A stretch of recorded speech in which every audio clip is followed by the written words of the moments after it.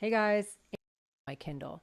Your account and lists, hover over this, and come down to devices. Click on this. Under devices, you're going to see your devices. Click on Kindle. And then if you have more than one Kindle, they'll be here. I only have one, so I'm going to select my Kindle. Now it's going to show me this email address that you missed. So the only document come on where you would make yourself that has an attachment and a book launch by a book.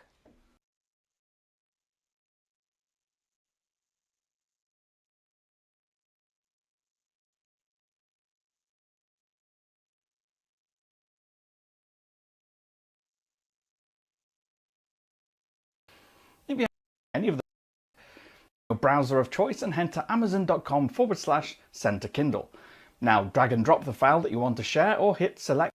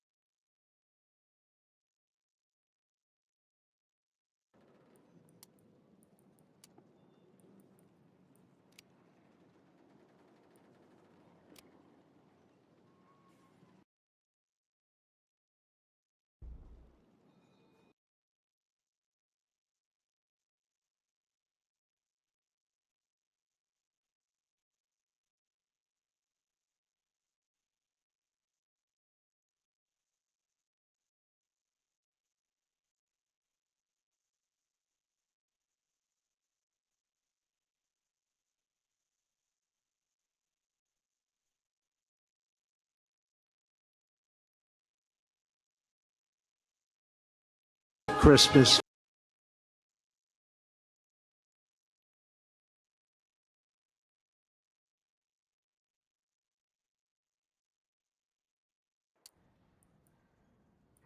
We have taken enough objectives to control this fight.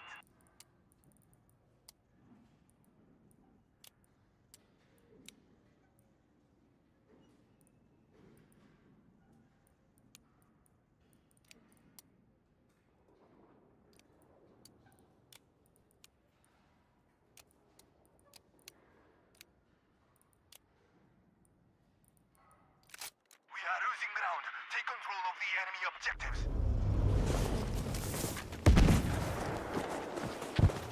You must capture and hold the objectives, as many as you can.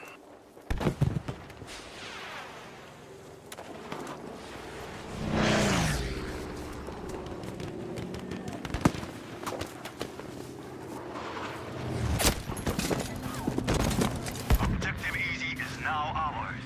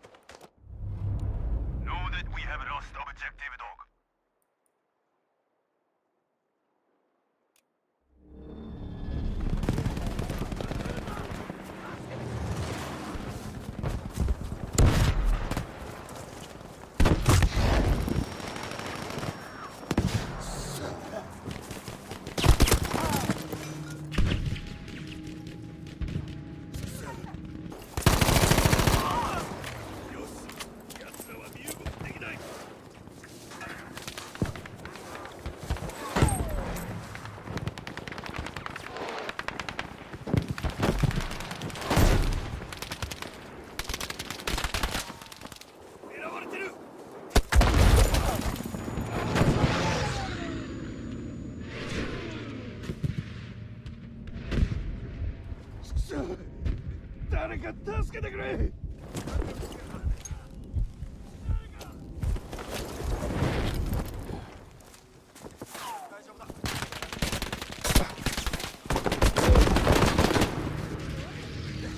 やってみろってんだ。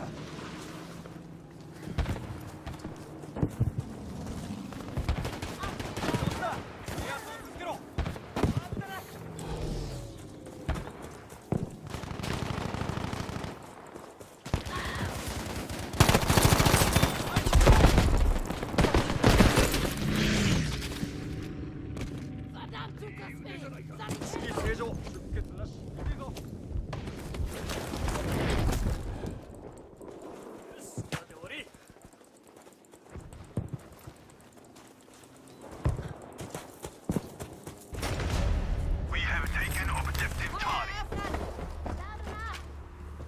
注意しろ。そこは危険だ。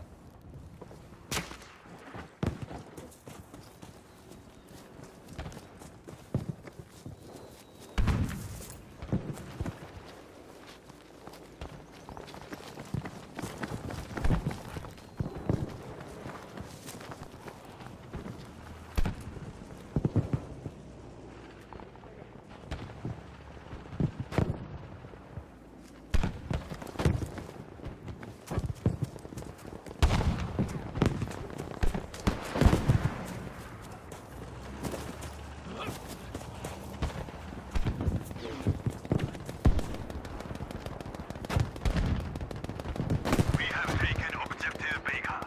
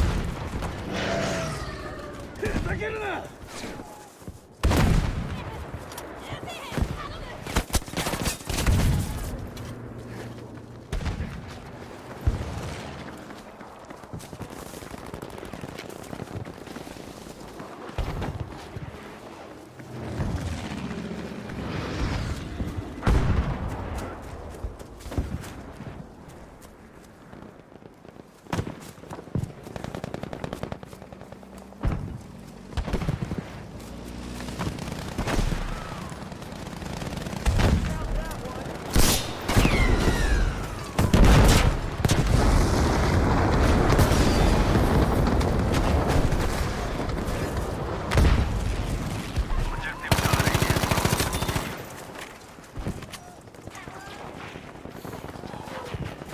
Attention, objective Baker has been lost.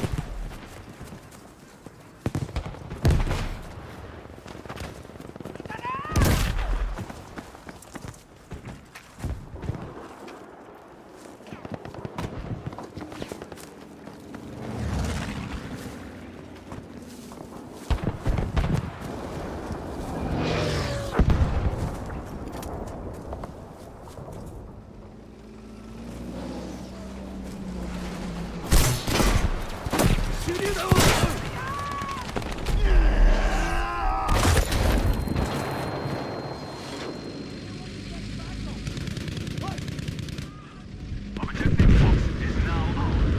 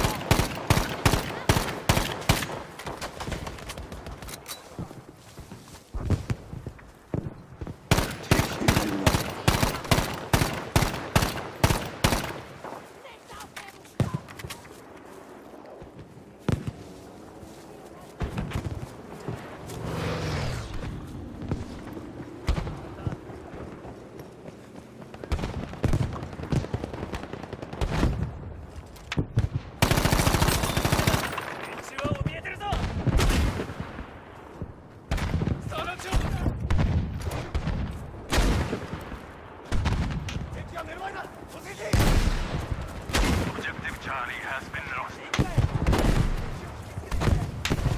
Feind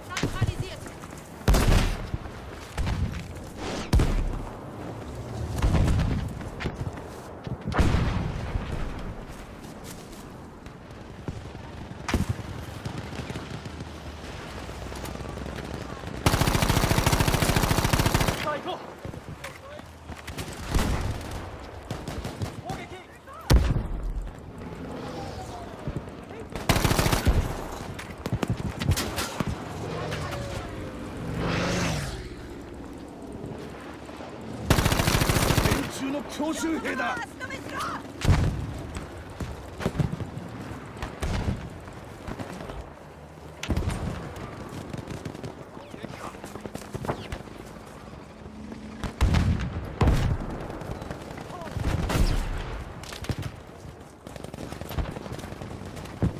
We have now taken Objective Dog.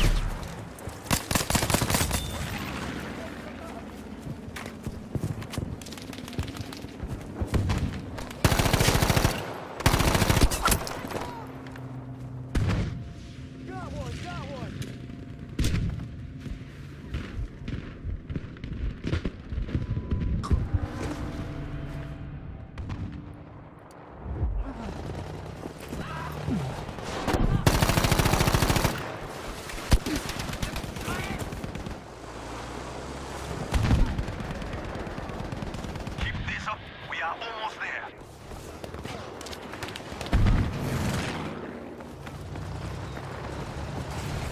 Know that we have lost objective easy.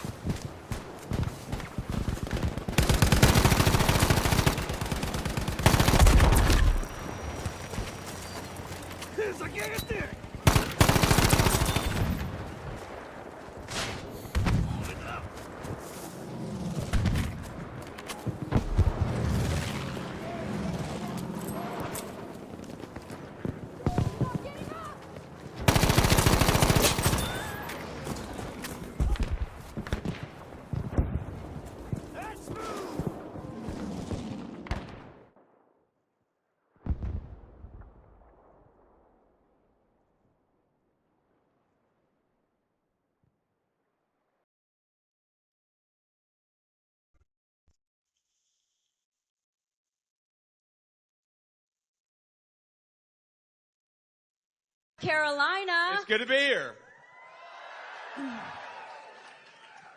So, you know, I just thought I'd like to ask a personality question to start it off with. Okay. You have such a good one and you have such a strong one. The people here of North Carolina have been dealing with a lot, Good to be here. obviously, with the hurricane that just came through Florida.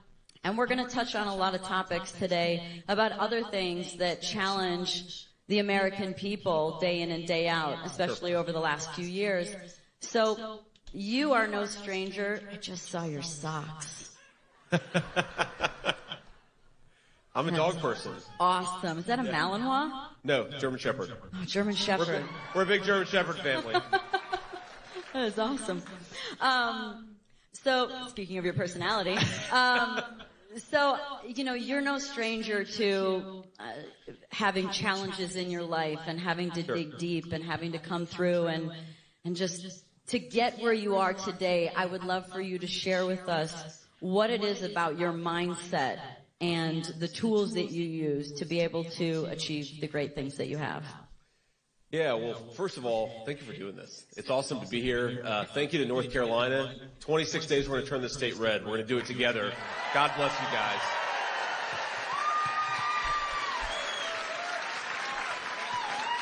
And I guess it's a tough question to ask, or it's a tough question to answer, because, you know, it's always hard to evaluate yourself, honestly.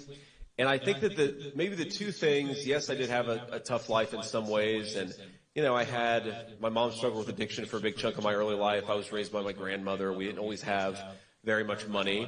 We love Mammal. And every American a very Merry Christmas. At this sacred time of year, Christians celebrate the birth of our Lord and Savior, Jesus Christ, and rejoice in his love for every person. We give thanks for the millions of Americans who come together to care for others with compassion and bring the warmth and bliss of this holy season to our families, our friends, our neighbors, and to those in need. As we gather with loved ones this holiday, Americans across this land are grateful for all the men and women in uniform who keeps us safe, our military, our police, and everyone in law enforcement. We say a special prayer for those military service members stationed far from home, and we renew our hope for peace among nations and joy to the world. On behalf of the entire Trump family, we wish everyone a joyous and Merry Christmas and a very happy, happy New Year.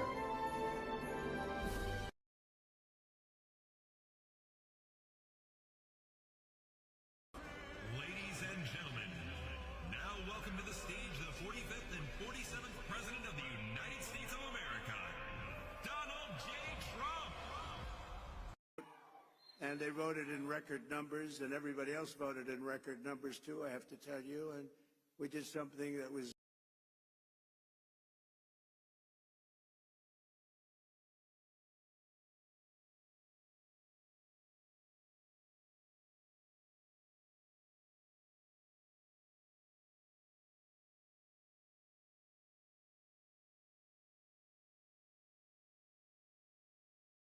speak Merry Christmas. How dare we speak Merry Christmas? How dare we? Well, guess what? We're saying Merry Christmas again.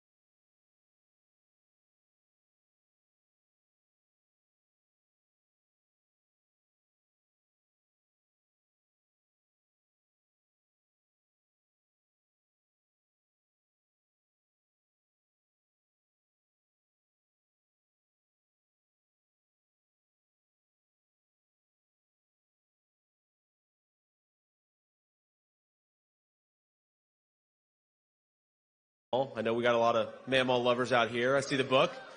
But I think that the main thing that allowed me to be able to live my dreams is, one, we live in the greatest country in the world. Obviously, that's important. I don't think my story could have happened anywhere but the United States of America. But I think what I always had this sense of gratitude. Because, you know, my grandmother, she couldn't walk very well towards the end of her life. I mean, she died when she was 72 years old, which, you know, then I thought was really old, but now I think is kind of young, actually. It is. And I realized, like, there were so many little ways where without her love and without her support and without her going above and beyond, I just wouldn't have been here. And that recognition, you know, you can let yourself become a victim when times are tough. You can sort of become a little resentful, or you can recognize that, you know, there but by the grace of God go I. And because of Mamaw, I was able to, you know, marry this beautiful woman who's here. Usha's, my lovely wife is with me.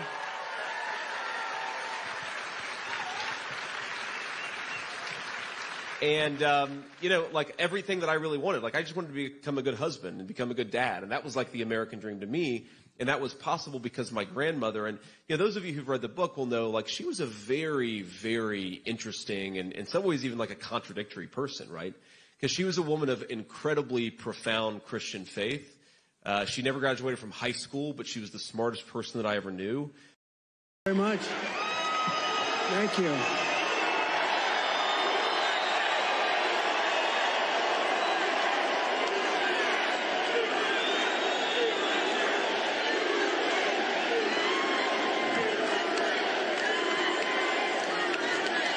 Oh, thank you very much. That's a lot of people for a town hall. Nobody's ever seen a town hall like this. You know, a town hall is supposed to have about 300 people. You have about 8,000 people here. And equally as important, you have about 8,000 people that are not here. They're walking away. But I think we have television outside, right? So they're watching from outside. A cheerleader for you. Thank you. So what's next, huh? Tell me what you're always working on a fun or interesting project. What are you working on these days? I am still Trevor Brown. See, look, that's us. I remember that. Yeah. You don't look anything like you. Look at how much you've grown.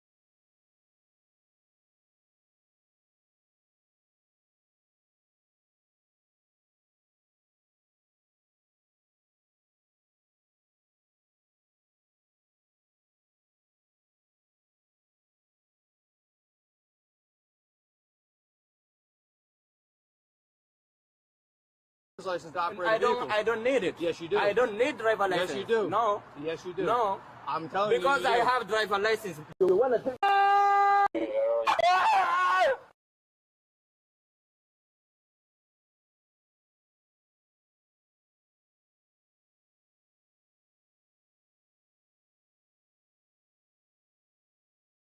that killed Osama bin Laden.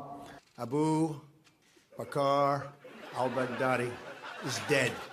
The United States launched a targeted operation against that compound. They did a lot of shooting, and they did a lot of blasting, even not going through the front door. You know, you think you go through the door. If you're a normal person, you say, knock, knock, may I come in? After a firefight, they killed Osama bin Laden and took custody of his body. He died like a dog. But his death does not mark. The United States has conducted an operation that killed Osama bin Laden. Abu Bakr al-Baghdadi is dead. The United States launched a targeted operation against that compound. They did a lot of shooting, and they did a lot of blasting, even not going through the front door. You know, you think you go through the door. If you're a normal person, you say, knock, knock, may I come in? After a firefight, they killed Osama bin Laden and took custody of his body. He died like a dog. But his death does not mark the end of our effort. A beautiful dog, a talented dog. We give thanks for the men who carried out this operation. And I don't get any credit for this, but that's okay. I never do. But here we are. May God bless you, and may God bless the United States of America. And I'm writing a book. I think I wrote 12 books. All did very well. The United States has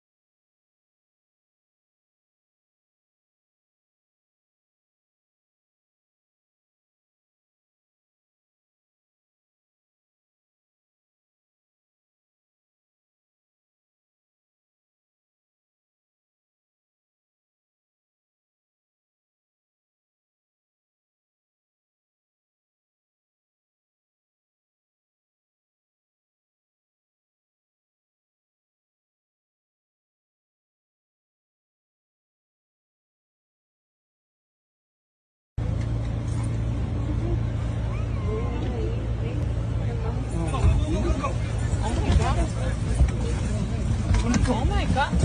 Hey, back. Guys, step out. Step out. Get out.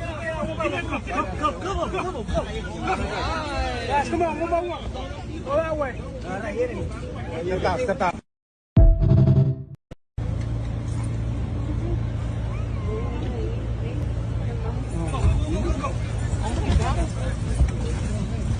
Oh my God.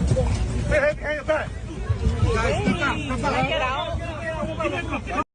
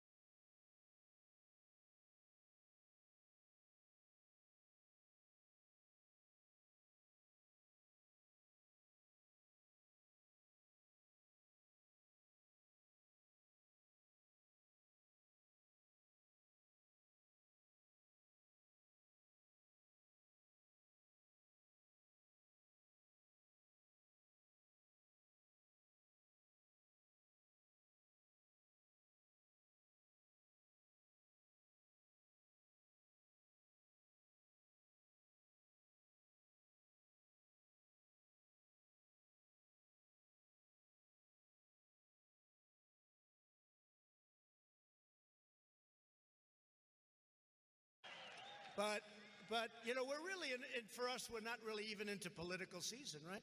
And we're getting crowds like this. And I like to sit with pilots a lot of times, and these guys are specimens. I always say they're better looking than Tom Cruise, okay? And they're even taller, like perfect specimens. These guys, like for a fighter, you know, you have some guys that are perfect specimens. These Right. guys, and, you know, they pick the best pilots in the Air Force, United States Air Force, to fly Air Force One. And I get up there, and I'm sitting, and I'm feeling my way up. You know, it's up high because 747, so you go through the stairs, but I sort of knew my way up.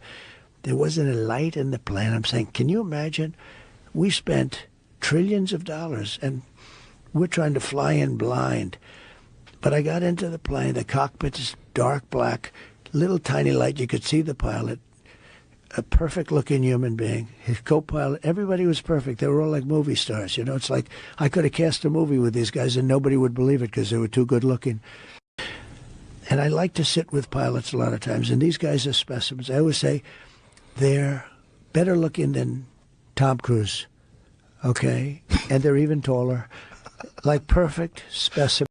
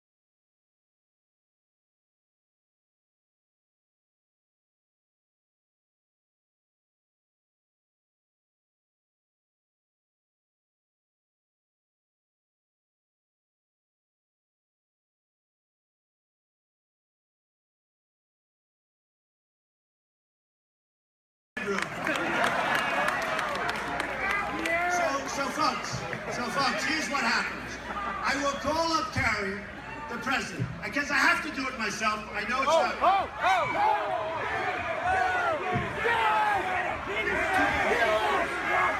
Kick his ass, Donald! Don't get him! Don't get him! Motherfucker! Don't get him!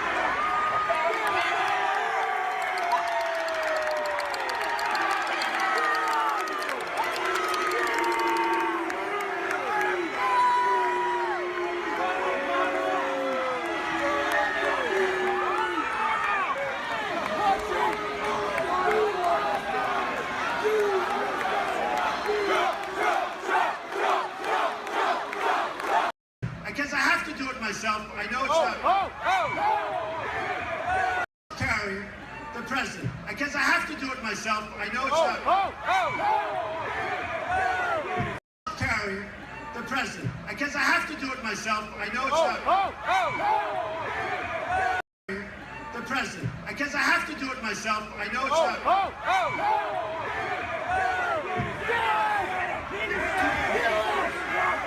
Kick his ass, Donald! Don't get him! Don't get him! Motherfucker! So folks, here's what happens. I will call up Carrie, the president, because I have to do it myself. I know it's not. So folks, here's what happens. I will call up Carrie, the president, because I have to do it myself. I know it's not.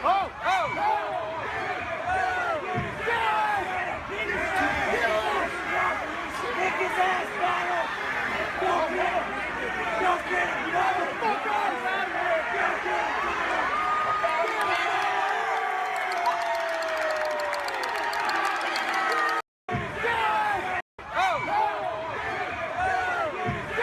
Myself, I know it's not.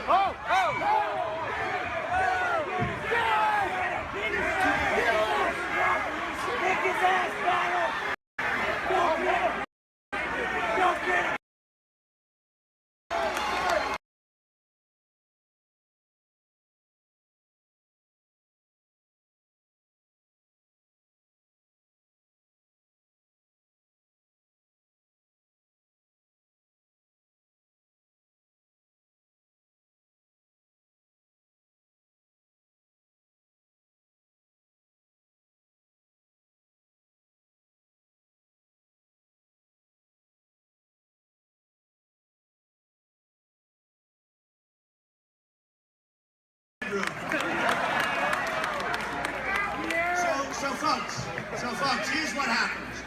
I will call up Kerry, the president, because I have to do it myself. I know it's not.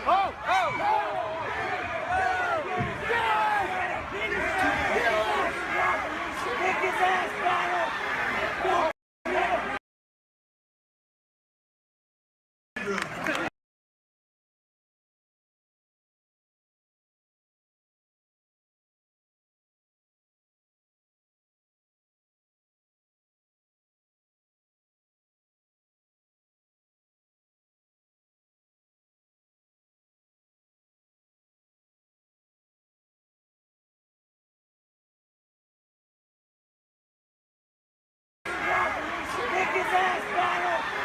Don't get him! Kick his ass, Donald! Don't get him! Don't get him! Donald!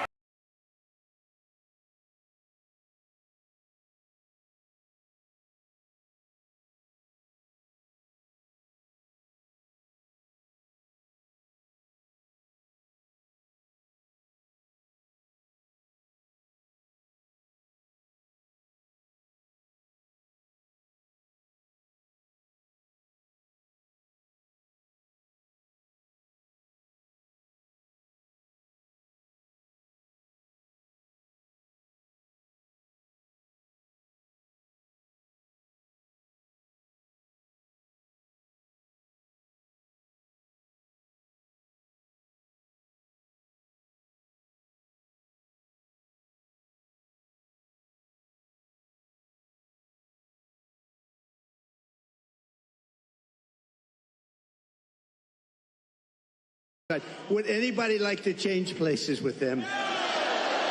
I thought you were going to say that.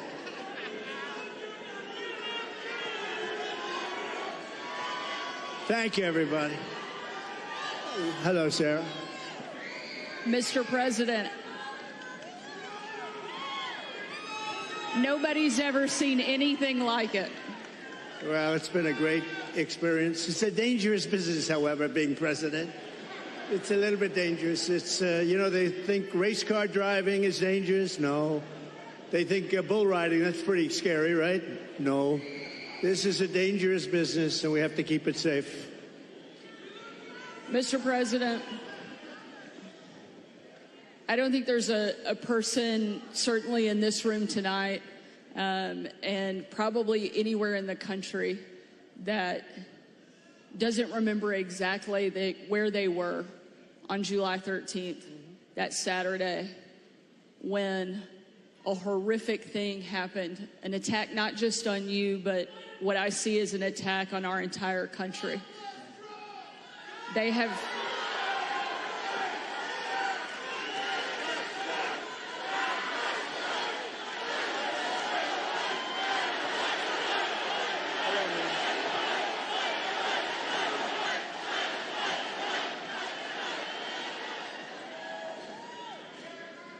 I joined with everyone in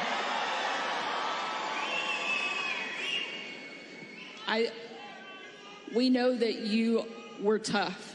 We saw it every day on the campaign. We saw it when you were president. This is wildly but ridiculous. I don't think Jake anybody... Tapper over on CNN is very concerned that this won't be the end of Trump going after the media, which I don't have much of a problem with.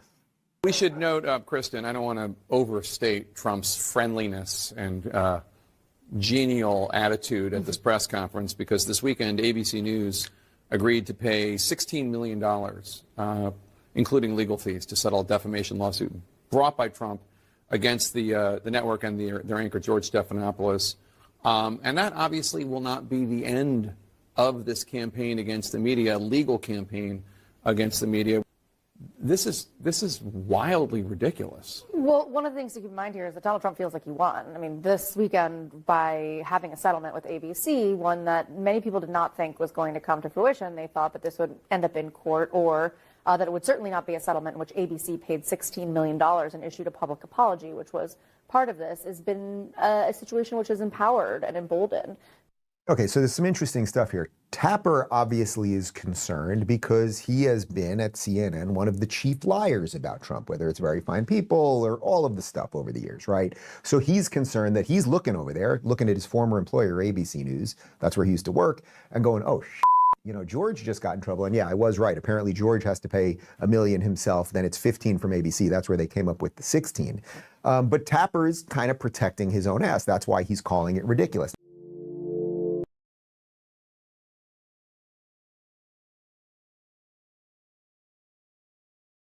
Trump against the network and their anchor, George Stephanopoulos.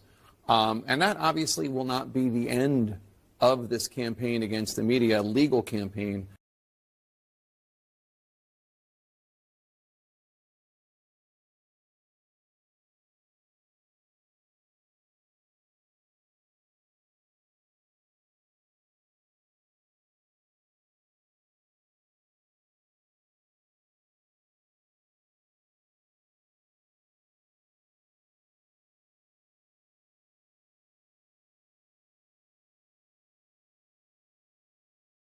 My mind is completely open. But for Russ Vought and Marco Rubio, I don't know any of the president's nominees that well. So, you know, I walk into my meeting with Mr. Kennedy with an open mind. I can tell you this. I have reached one conclusion.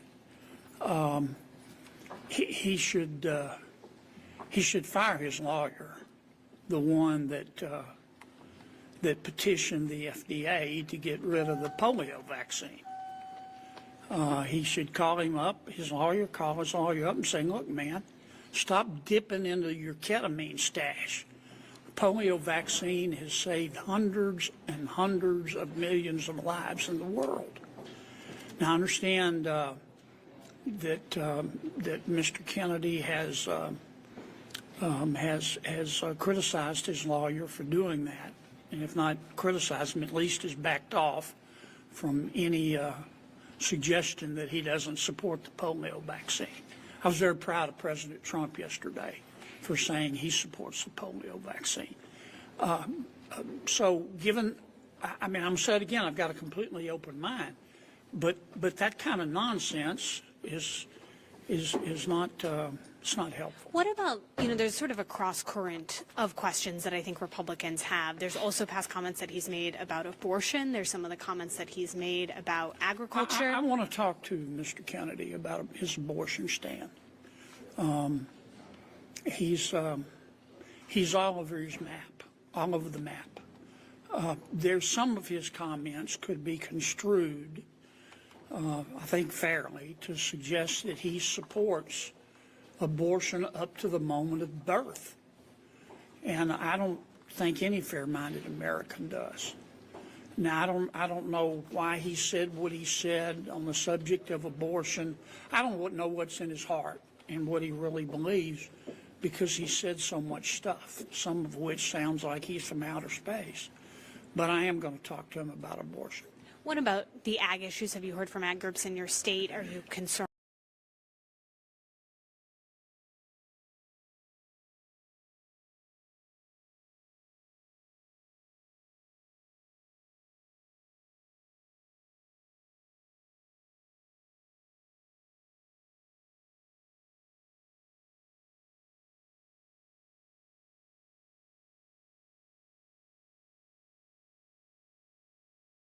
The Washingtonian.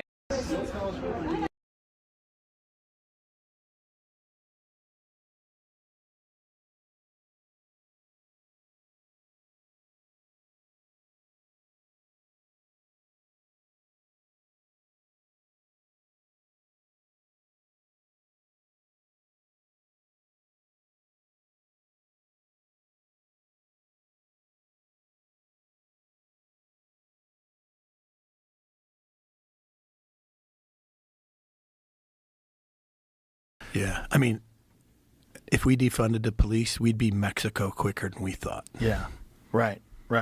Because the cartels will just drive over the border. Yeah, that's real. Yeah. Yeah. What do you think about this idea of using special forces guys to fight the cartels? First and foremost, like if you were like, yo, we're going to wipe out a cartel tonight, I'd have been like, I'll load my frags extra careful. Like, let's go, right? But the reality is like, I know all my buddies are like, yeah, we'll fuck them up in a night. We'll fucking, fucking let's back up a fucking second here.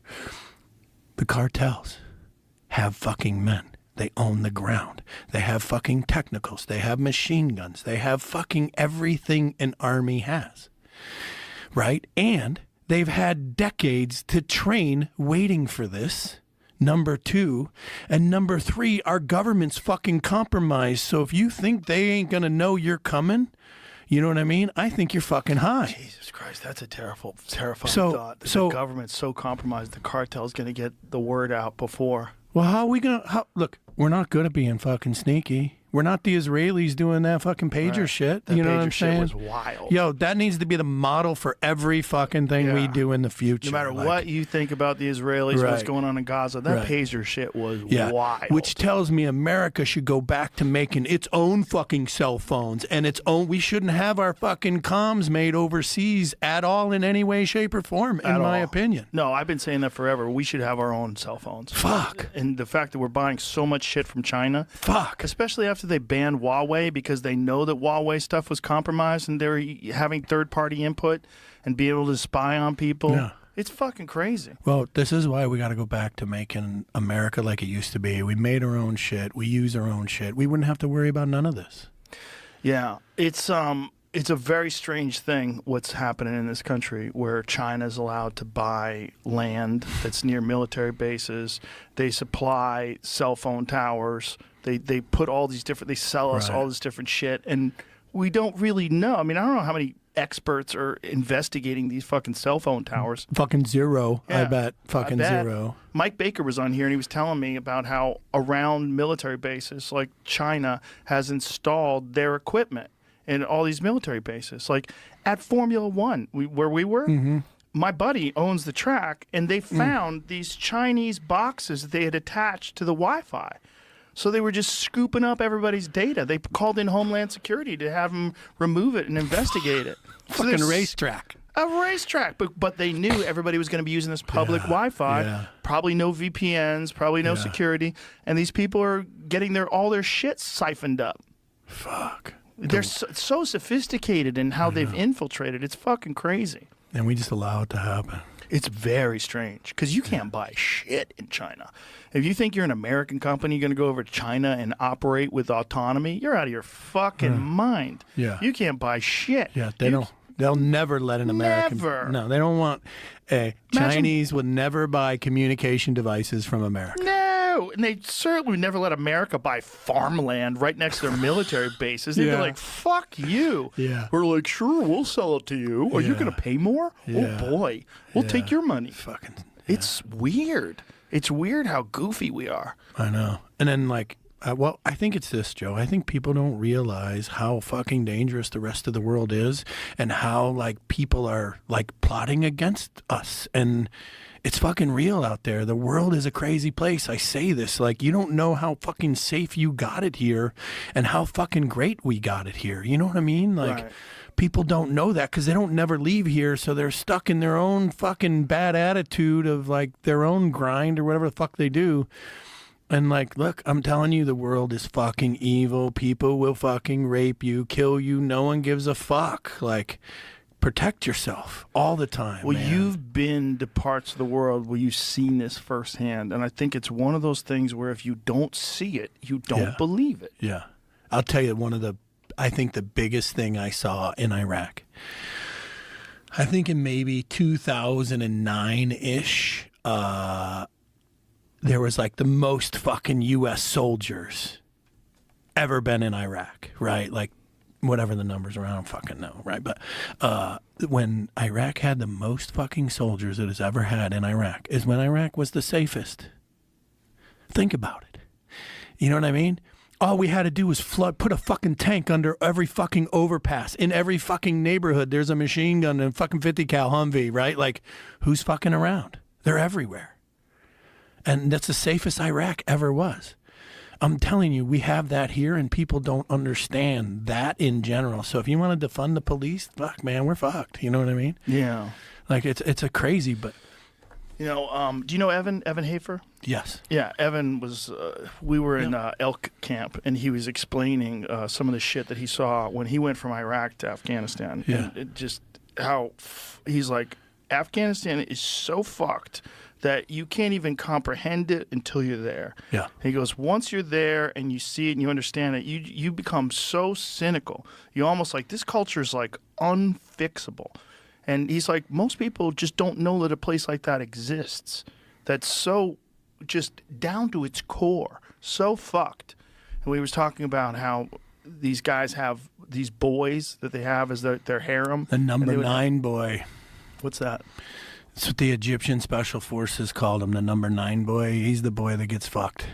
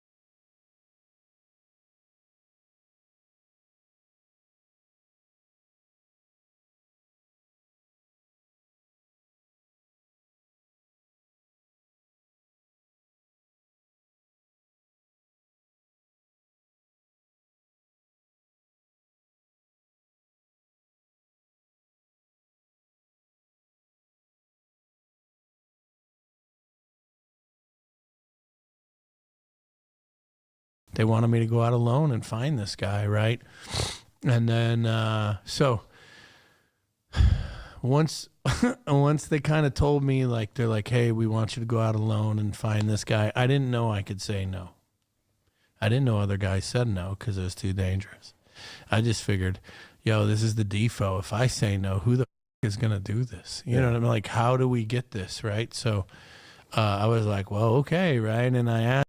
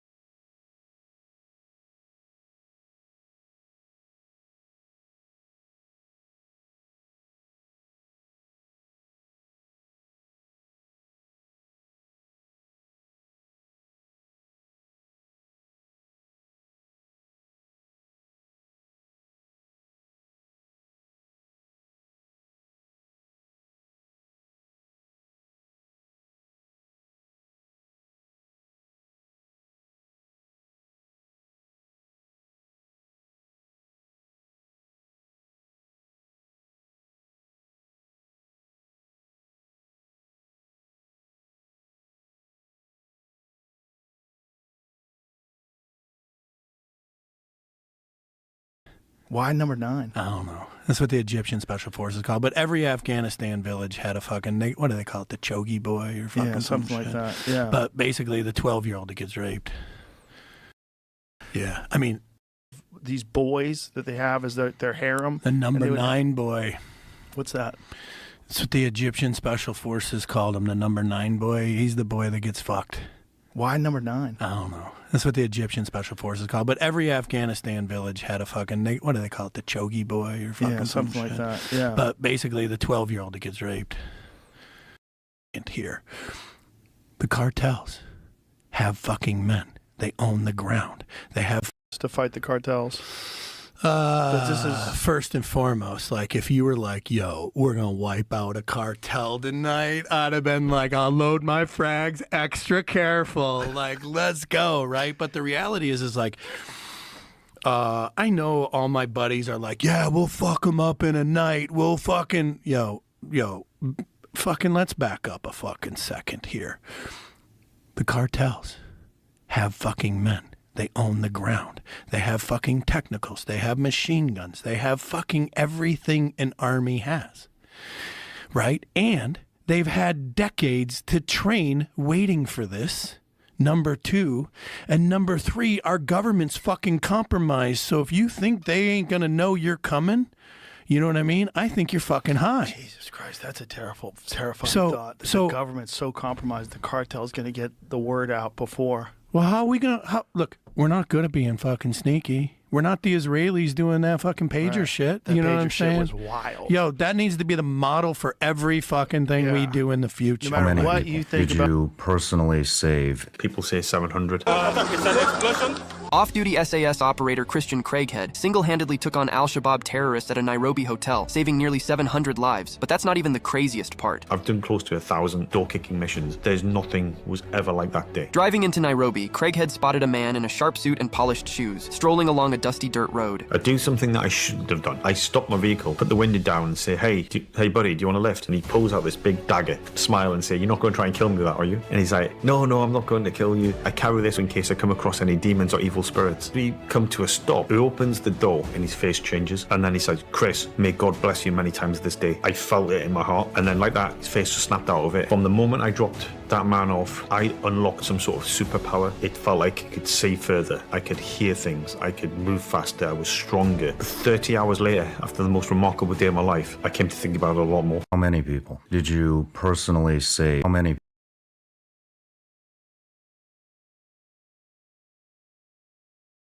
people did you personally It felt like I could see, and then like that, his face just snapped out of it. From the moment I dropped times this, Chris, may God bless you many times this day. I come across any demons or evil spirits. We come to a stop. He opens the door and his face changes, and then he says, Chris, may God bless you many times this day. I felt it in my heart, and then like that, his face just snapped out of it. From the moment I dropped that man off, I unlocked some sort of superpower.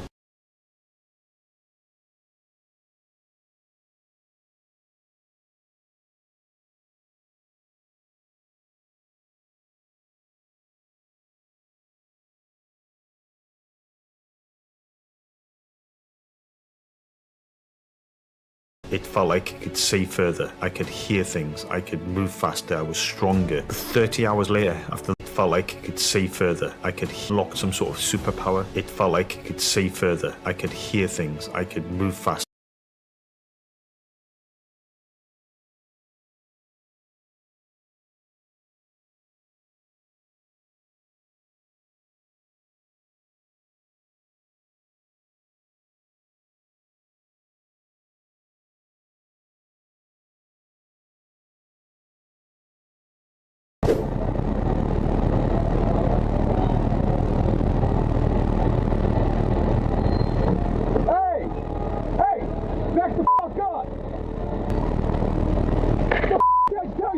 Stop your fucking car!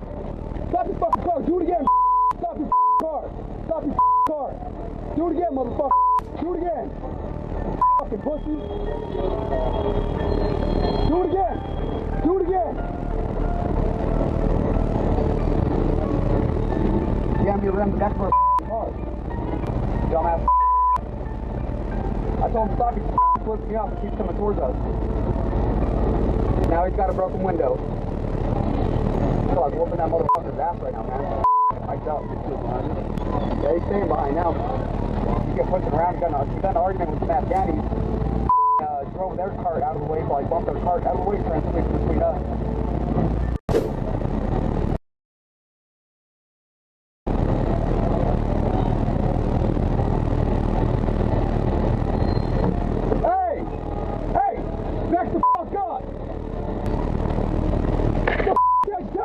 Stop the fucking car! Stop the fucking car! Do it again! Stop your car! Stop your car! Do it again, motherfucker! Do it again! Fucking pussy! Do it again! Do it again! Jam your rim back for a car. Dumbass. I told him to stop, he flips me off and keeps coming towards us. Now he's got a broken window. I was whooping that motherfucker's ass right now, man. Mic'd up. Yeah, he's staying behind now. You get pushing around, you got an argument with some Afghanis. Drove their cart out of the way, so I bumped their cart out of the way, transmission between us. Trump makes surprise offer to ex-Space Force commander ousted for criticizing DEI. Thank you, Mr. President.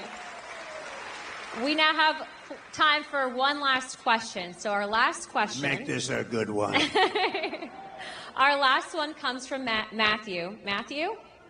He was an F-15 pilot. I won't hold that against you.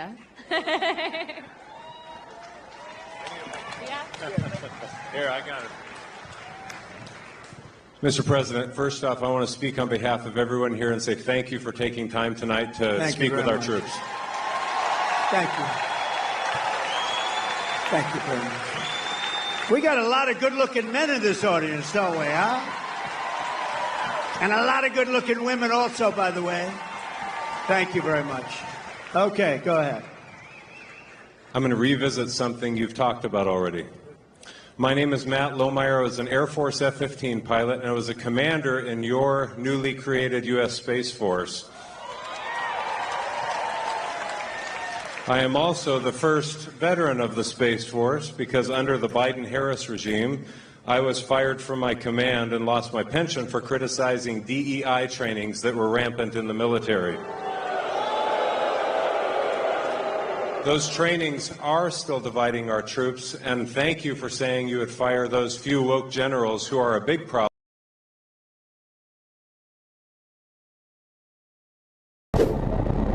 Trump makes surprise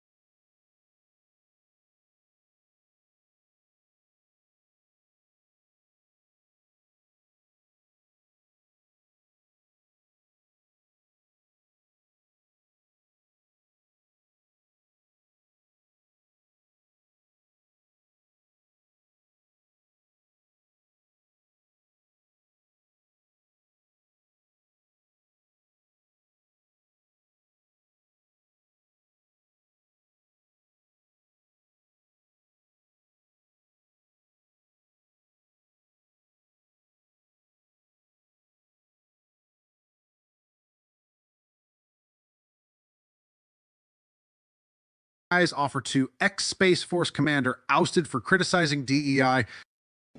Thank you, Mr. President. We now have time for one last question. So our last question. Make this a good one. Our last one comes from Matthew. Matthew? He was an F-15.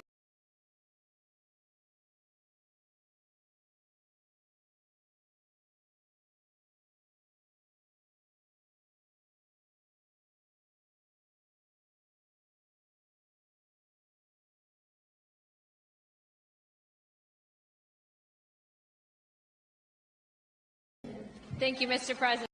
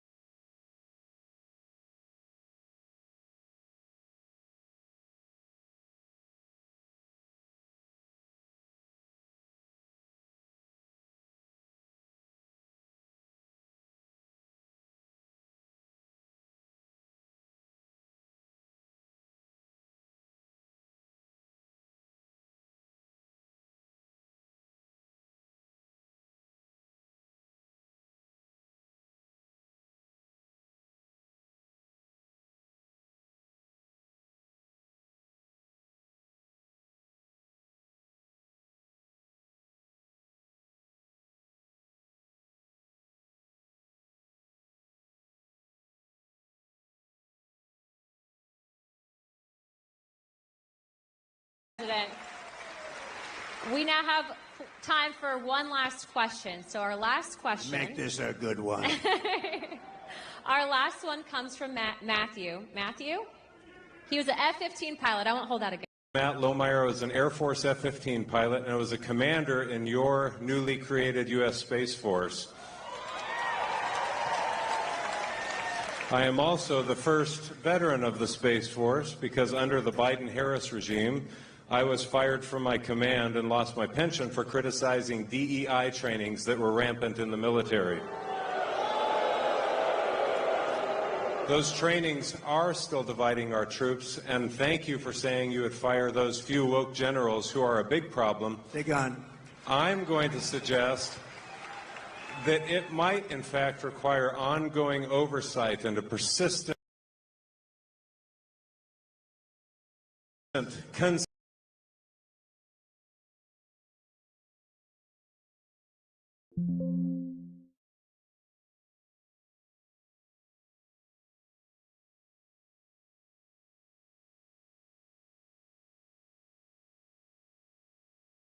that it might, in fact, require ongoing oversight and a persistent, consistent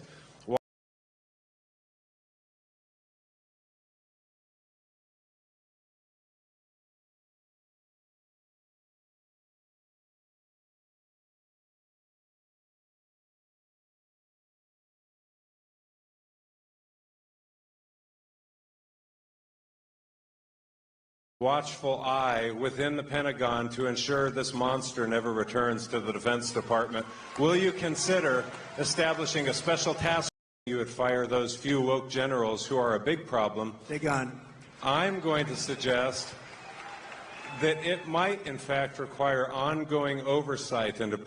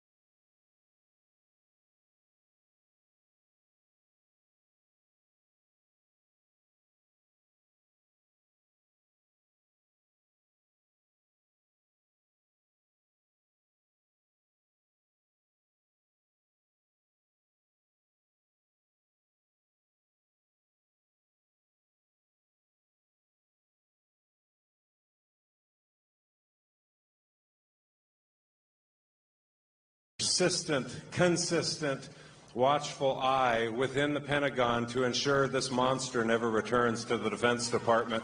Will you consider establishing a special task force, office, or position to ensure that these monsters never return to the Defense Department? You know what I'll do? And I'm pretty good at this stuff. Sometimes you get it wrong. I'm going to put you on that task force. I think it's good. Not going to do better than him. I'll put you on. Make sure you give the name. Thank you. Beautiful. Right? I have your approval? Yes, sir. I have your approval? We're not going to get better than him. You're right about it. You're right. 100%. Thank you.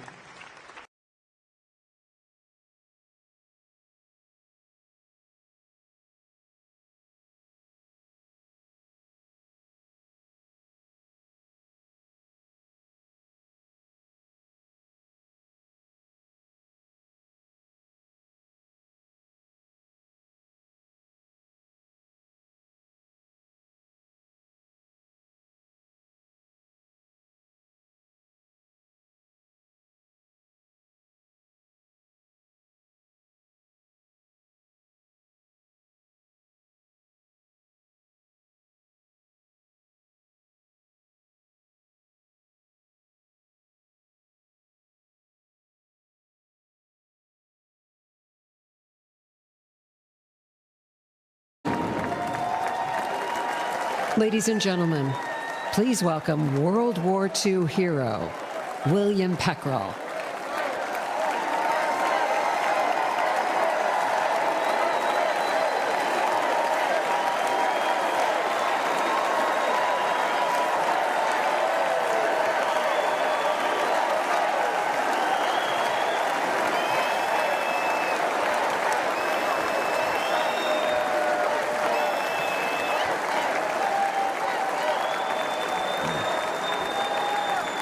Thank you very much. My name is Bill Peckrell. I'm a proud Wisconsinite. I'm a proud husband of 76 years old to my wife, Rosemary. I'm a father of 11 children.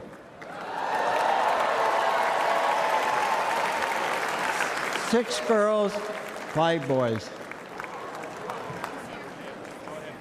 Our family across 5 generations and a proud World War II veteran.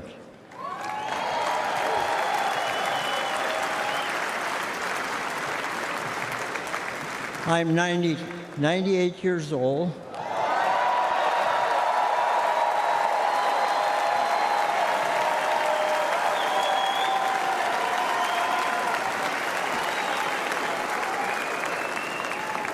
Some call us the greatest generation. We're defeated. I still miss a lot of my friends on that beach. And there were many of us left. There aren't many of us left today. But for us, those of us who are here, that America is still worth fighting for.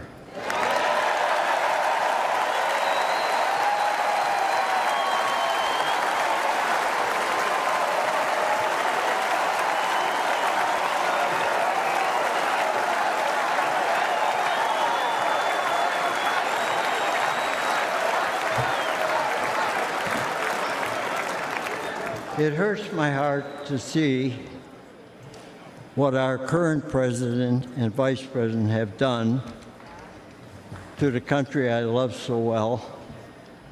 They humiliated us in Afghanistan. We pushed around in China. Terrorists run wild in the Middle East. And they let our own southern border get overrun.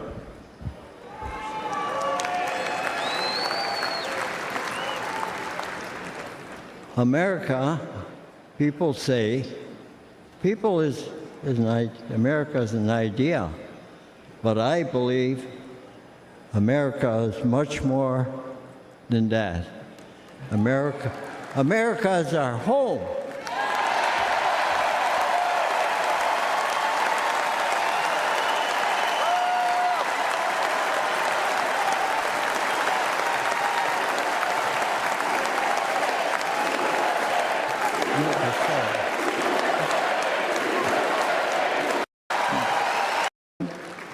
In my country, I kiss the ground, thanking God. You dig in your boots in the ground, and President Trump back in Commander-in-Chief, and those years ago, and President Trump back in Commander-in-Chief, I would go back to re-enlist today.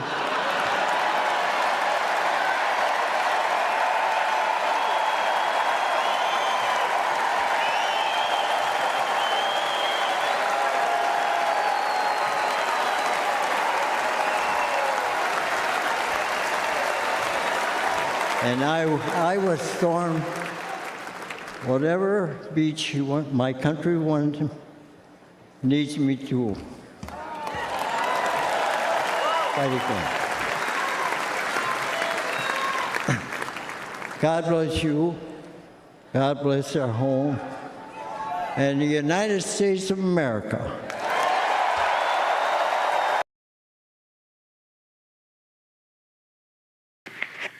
And look, I want you to get me, right, probably from my shoulder to the tip of the gun, right? And watch the gun. Let me know when you're ready. You ready? I'm ready.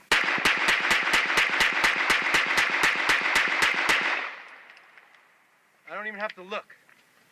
Look at my rounds. Right, now let's watch the video.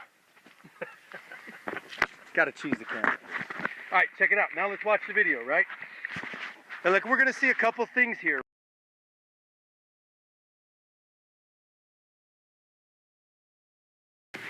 And look, I want you to get me, right, probably from my shoulder to the tip of the gun, right? And watch the gun. Let me know when you're ready. You ready? I'm ready.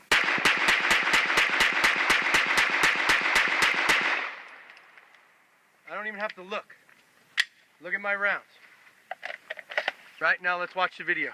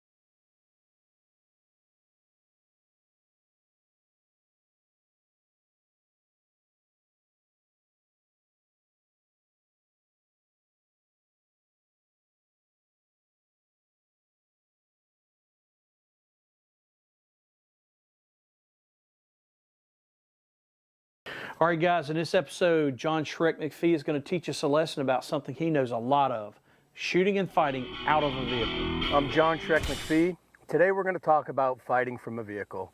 I always see a lot of myth-based stuff on the internet, and I'm going to show you what I was taught as a commando and what I was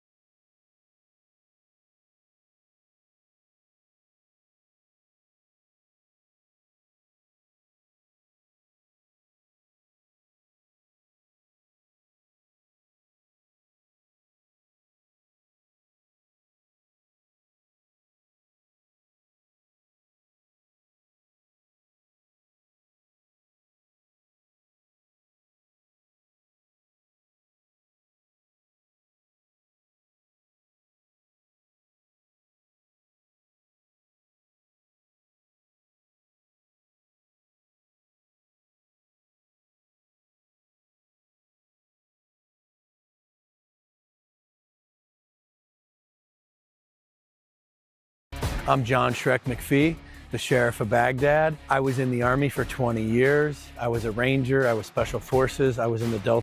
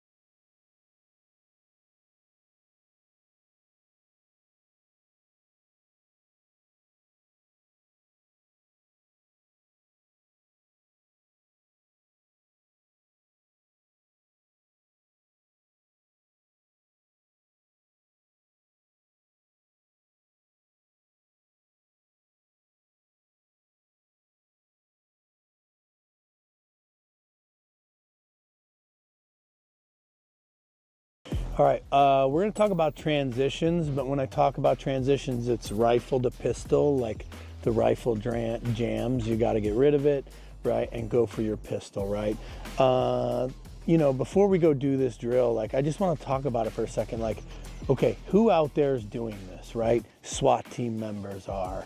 The average police officer may, if he grabs a rifle out of his car, right? But, you know, who actually needs this skill? And what you'll see is, like, this is a very niche skill for, you know, special forces types in the Army, right? Rangers, whatever, cops, your more advanced cops, right? So these are the guys that are needed. I get asked by regular people to teach them this all the time, and I just kind of see it as, you'll never use it. Why would I waste my time? Because I could show you shit that you need right now. You know what I mean? Like, so let's start there. How about that? Anyway, the philosophy is simple, is the gun jams, and you believe at this moment in time, getting the pistol out is quicker and shooting that round is quicker than anything else you could do to save your life. And that's why you do it, right? Now, having said that, right, there's some nuances to it, right? Efficiency is key here, right? We know the pistol's a slower weapon to get out and use, so this is gonna take some time. The draw itself takes time, right? And it's gonna take time to get rid of the rifle, right? And this is all time, right? Overall, what I would tell you is movement, right? Movement of the hands, movement of the body, right? Any body, any hand once grabbing around your neck, right, is the quickest time, right? You know what, I don't even have to look. It's dead or mush trigger. I get my... I want to talk to you guys about index, right? You've heard the term index with shooting before, but I'm going to show you how to line up your index, right? And how to properly fit the gun. What I'm going to do is I'm going to draw and I'm going to aim the gun 100% and ready to shoot. Once I do this, the next thing I'm going to do is I'm going to lower the gun to my side. I'm going to make sure that the gun is in line with my arm all the way through my shoulder. So if I drew a line through the gun, right, that line would go straight through my arm, through my shoulder. As I draw the gun, watch, I draw the gun, I present the gun in front of me, I should be looking to make sure that line is in the center of the gun. If the gun is off, if the line is off center, this is going to cause my rounds to go left or right on the target, right? Because look, if my line is off on this corner, guess where the front of the gun's pointing? It's pointing to the right, right? If the gun is off, it's pointing to the left. So you need to make sure that your index line is in the center of the gun. This is very important for when you buy a gun as well, because what needs to happen is if the index is on and your hand is small where you can't pull the trigger, but the index is on, this gun is too big for your hand. Right? So if the gun's too big to the hand, you can't get to the trigger. Make sense?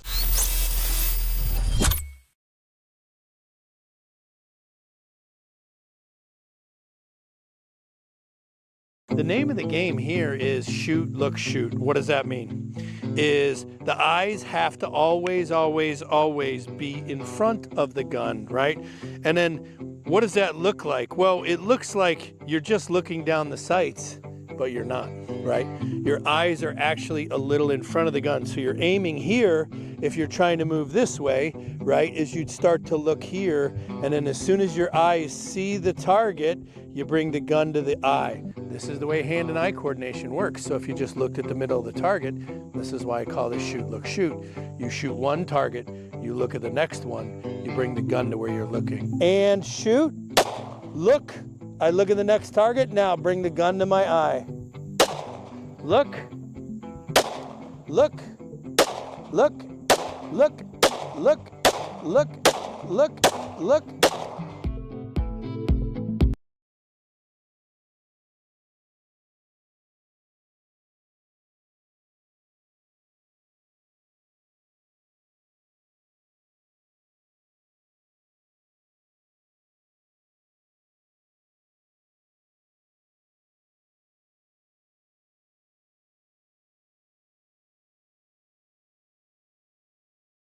Taught really goes back to the SAS, what they did in Northern Ireland. I was trained by them. And then this goes to my practical experience in being in gunfights in Iraq and Afghanistan, in and around small vehicles. I was always in little minivans like this as OPs, and I was in taxis, and I drove all over Iraq in non-standard vehicles. I wasn't in a uniform or in Humvees like, 99% of the military. I did a lot of non-standard stuff. So I'm going to show you what I learned. First off, when you drive, always wear your seatbelt, and I'm going to tell you why. Okay? Make sure my seatbelt's on and it's tight. Because here's the deal. If someone starts shooting at me or this vehicle, the chance of me crashing goes way up, right? If they kill the vehicle, if they shoot me, I'm injured, I can't drive. For whatever reason, I need to always have my seatbelt on. The next thing is, as I'm driving, right, if I'm bringing a rifle, I always wedge my rifle on the inboard side of the vehicle, not near the door, because if I get out, if I open the door to bail out, the rifle could fall out onto the street. So I always wedge it in between my seat into the floorboard. So if there is an accident, the rifle will be in the same place at the same time. Next thing, pistol. I always keep my pistol in my holster, make sure it's pressed up against the seat, because again, if I get in an accident, if I put my pistol under my leg or wherever in the vehicle, took it out before the crash, it's not going to be where I need it. So I always keep my weapons really secure. Okay, so I'm driving, I have to fight inside a vehicle, right? A couple things have to happen. This is a confined space. You don't always have the time or space to get the gun up to fight because of the windshield is in your way. So you got to make space available for you. So first thing I'm going to do is I'm going to shoot with my pistol, right? And I'm going to shoot through the glass. Now, a lot of guys talk about how the bullet deflects, blah, blah, blah, right? All that is crap, and you're not going to be able to find out in a gunfight, right? You don't have time to think about it. I'm going to shoot straight away. And it's kind of like aircraft glass. I used to shoot through a lot of aircraft glass. The first shot might deflect. All the other rounds going through the same hole will go on the target. So don't think about the angles, don't think about anything.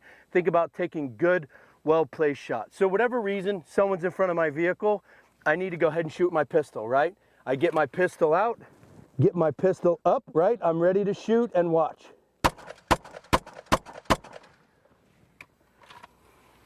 Okay, all kill shots with the pistol, right? Next thing I need to be able to do is shoot and fight with the rifle. This takes a little more time. I'm gonna have to get my rifle up, get it around the steering wheel, and then I'm gonna have to be able to fight inside the vehicle because the rifle's inherently longer, right?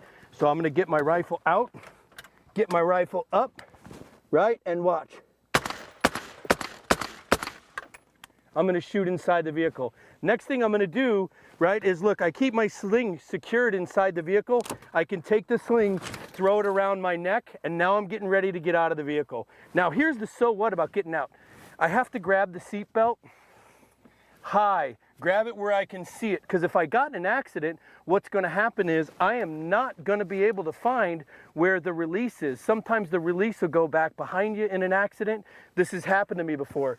So I grab the seatbelt where I can see it, right? And I start to slide down to where I can release it. I got guns in the way, I got all kinds of stuff going.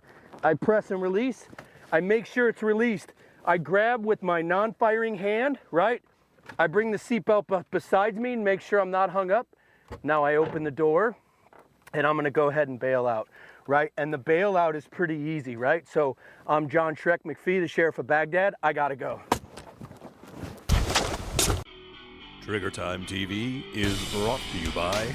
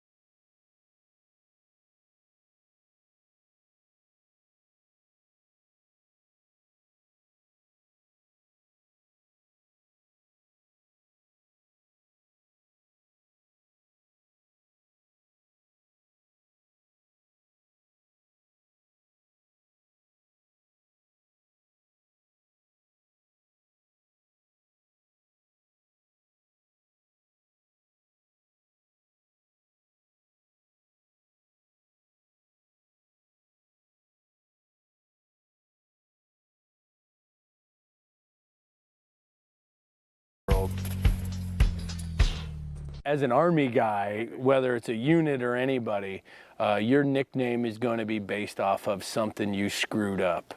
There was a guy that I worked with, his code name was Crapshoot.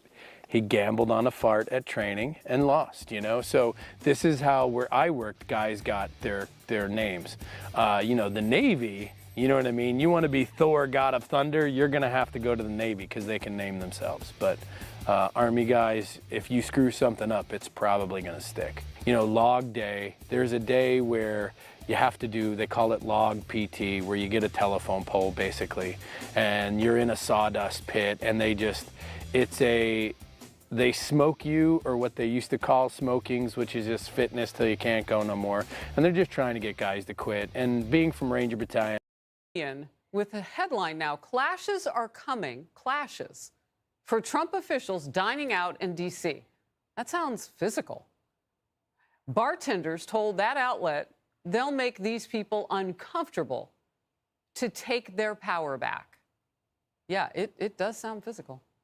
An area pizza owner has already found herself at the center of backlash after she issued a congratulatory post to the president-elect after winning the election. Congratulations! We gift the White House a nice Italian wood-burning pizza oven. Election Day, hashtag Election Day 2024, so on and so forth. Well, internet trolls were not happy about it. One person said, "Are you trying to go out of business?" Another, one-star review coming. And this one, tone deaf. Maria Rusciano is the owner of that pizza restaurant. Called all sorts of names. It's about time we come together and start honoring one another as fellow Americans. Amen. Maria, I have to ask about your work. Yes, as the post started going viral across DC and the region, we received many more messages of support, far outweighing the negative comments, which really showed me that people, even in a blue place like DC, are tired of the divisive rhetoric. And it's about time we come together and start honoring one another as fellow Americans. Amen. Maria, I have to ask about your workers, because I know you talked about that one woman who was yelling profanities at your husband, but protecting your workers has got to be something that's crossing your mind at this point. I'm glad most of it is relegated to online, but things have a way of shifting, and I'm just wondering, what is the pressure like to keep them safe at this point, or do you feel any? No, thank God for now things, or thank goodness as the name of our pizza place translates to. Things have been calm and it's business as usual. All right. Maria Rusciano, I love pizza. So when I'm in D.C., I'll drop by, and I'll be there for the inauguration. So you may see me sooner than you think. God bless you and stay safe. And you know what? Lead with what you believe. Post whatever you want. Elon Musk has the space for you to do that now. God bless you. Merry Christmas. Absolutely. Thank you so much. Hey, everyone. I'm Emily.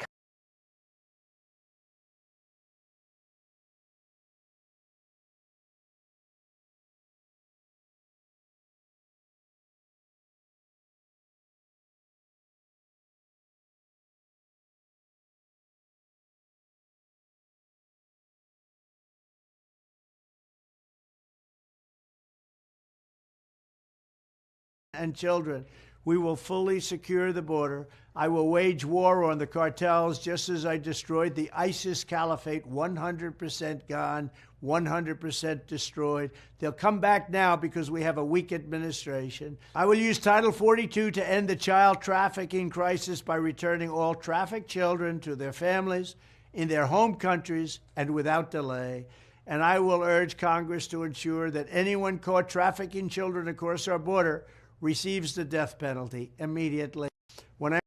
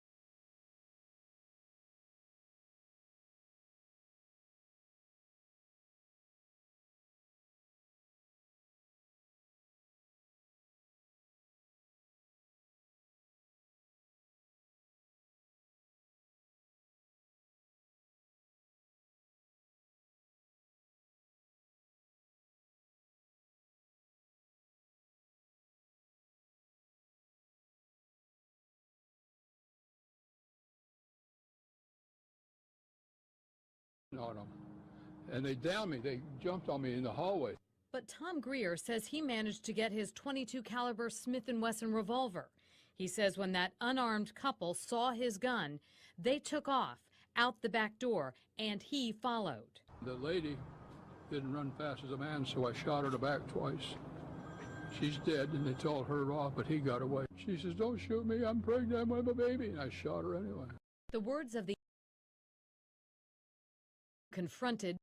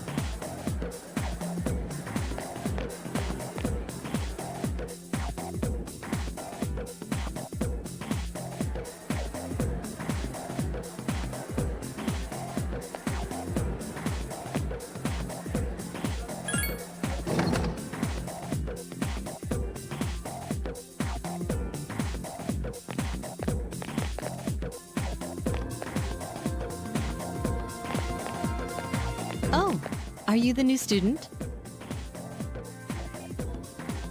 11th grade, correct? Wow, you've lived in a lot of different places. Let's see. In 1999, that was what, 10 years ago? Your parents... I'm sorry. I've been so busy I didn't have time to read this beforehand. I'm Miss Toriumi. I teach composition. Welcome to our school.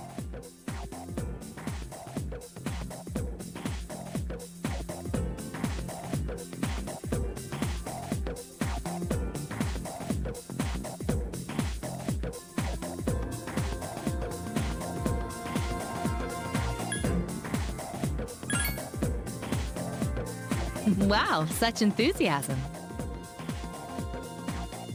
Have you seen the classroom assignments? You're in 2F. That's my class. But first, we need to go to the auditorium. The welcoming ceremony will be starting soon.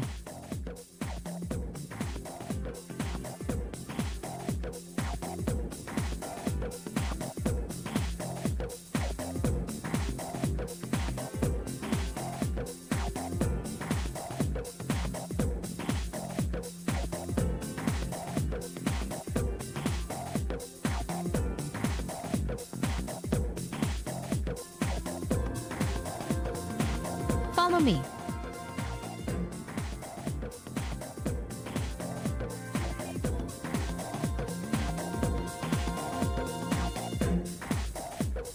As you begin the new school year,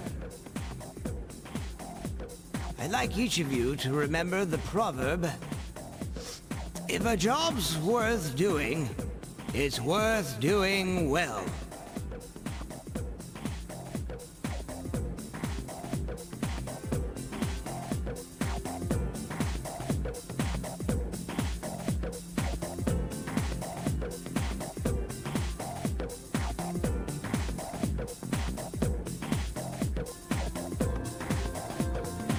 When applied to student life, this means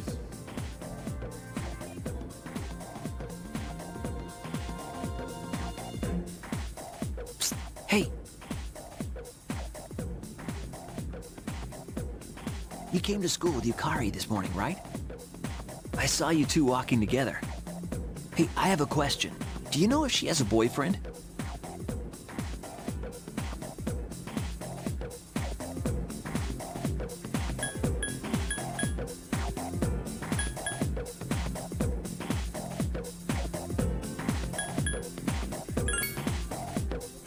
Man, I knew it. I mean, why wouldn't she? Wait, how well do you know her? I hear talking. I believe it's someone in Ms. Toriumi's class. Shh, be quiet. You're going to get me in trouble.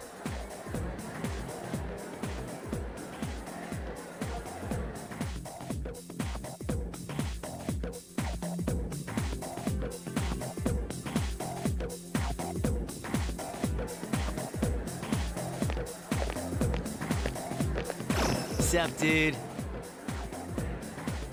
How's it going?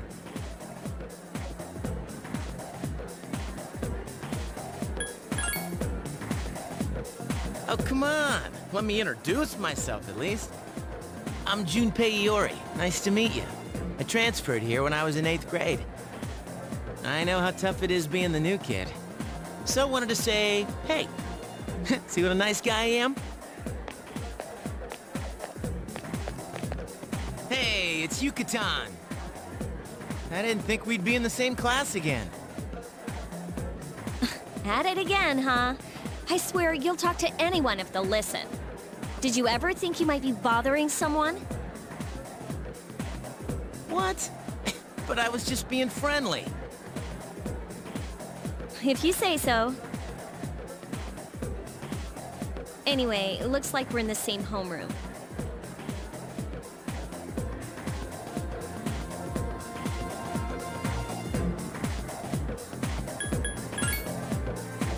Fate?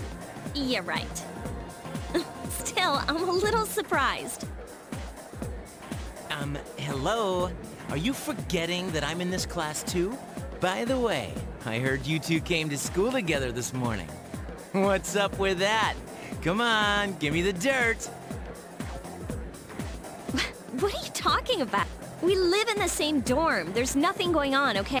Why are people even talking about it? Now you have me worried. Hey, you didn't say anything to anyone about, you know what, did you?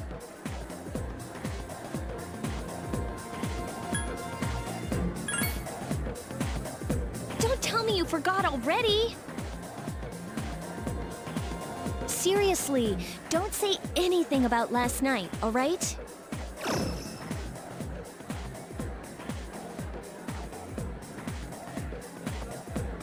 What?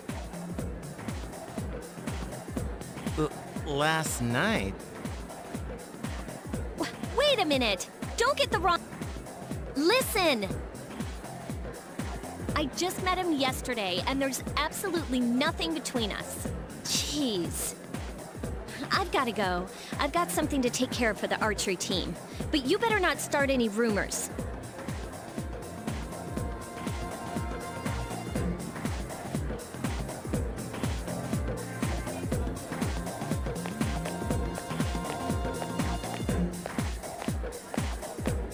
Who cares?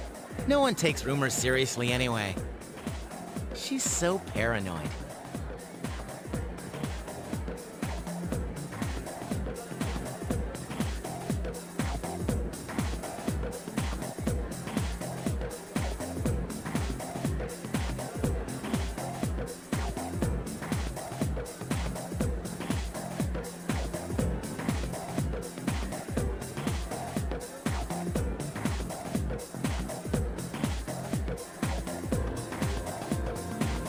But hey, it's your first day here and people are already talking about you.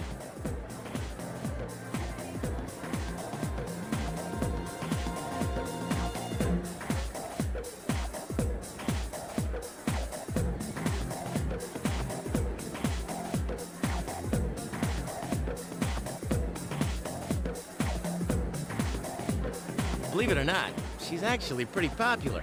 You the man! This is gonna be a fun year. I can feel it.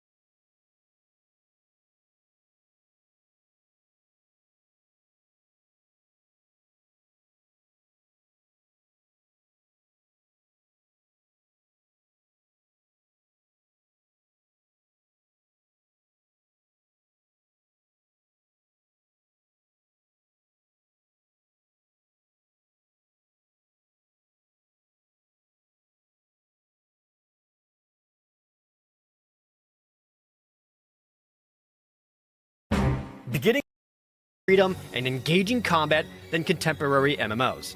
In fact, there is one other game that is very, very similar to the gameplay of Final Fantasy XII, and everyone loved it, and that's the Final Fantasy VII Remake. In the 7 Remake, you're doing attacks or even auto feel uninvolved with the Gambit system. Again, this is something I designed and put together for my team, and then when I send my units out to battle, seeing them crush a target and having every contingency accounted for makes me feel like a goddamn genius. Like, haha, bitch, I knew you was gonna petrify us, I already have gold in the realized world.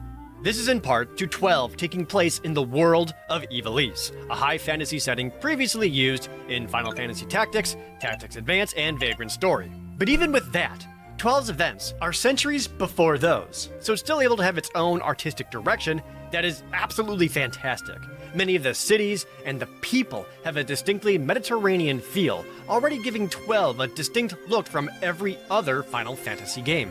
This is best exemplified in the starting city, Rabanastre, a bustling capital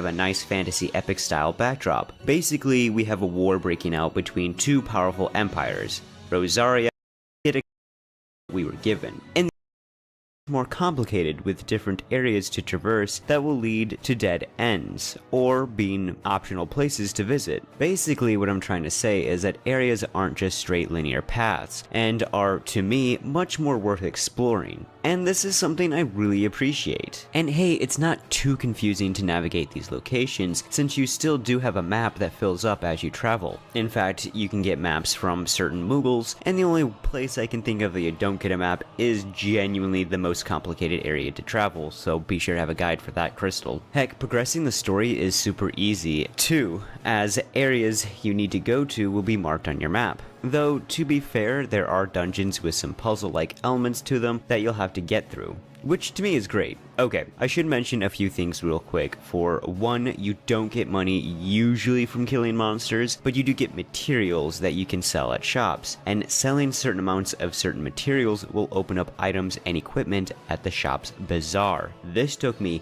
way longer to realize than I'd like to admit, but it's very helpful and the best way to get gil in this game. 2. You can't equip weapons, armor, or accessories without unlocking them on a character's license board. So every character has a license board, and by earning points by killing monsters, you can unlock access to things on the license board. Not only equipment, but also spells, techniques, espers, quickenings, and things like more health or magic, or cutting down spell time. Stuff like that. I actually like the license board a lot, as it's a nice, unique way to choose the path for your characters to take. Honestly, my only issue is that everyone shares the same license board layout. Instead of boards being different,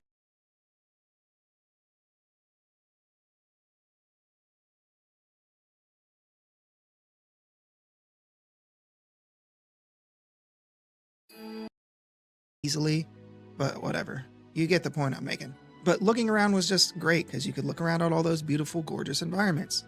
I will be highlighting those beautiful environments later on. The game also introduced seamless battle systems, so no more transitions into a people in the franchise, martial arts from her brothers, Vieira, and with the turn-based system of previous entries in favor of a real-time MMO-inspired tab targeting type system that they called the Active Dimension Battle, or ADB. The player could target and move in real time, placing inputs and commands for their controlled character, while other party members were AI controlled to a certain degree. A blue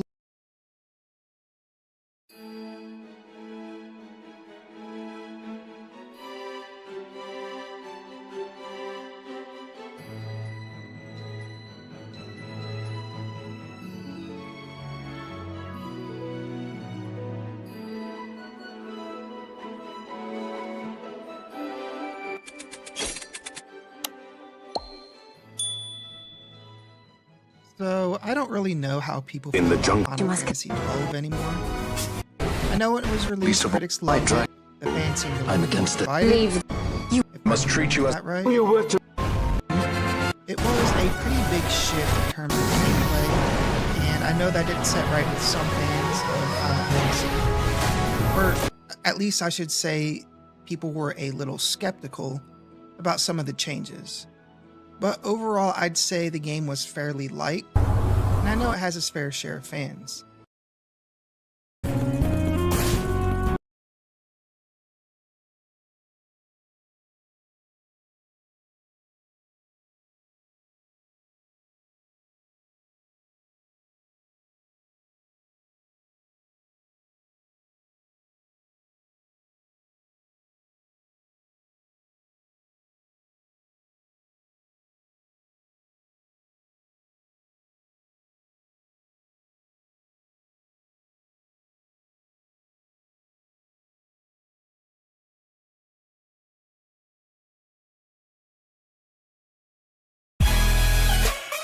Work with different mage, potentially do decent.